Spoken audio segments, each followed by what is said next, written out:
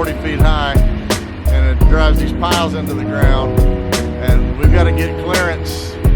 We've got to get overhead clearance for the rig. However, I want to cut as little as possible in order to get this done, and so we're using the man lift, which allows us to get out to the end and make as small cuts as possible.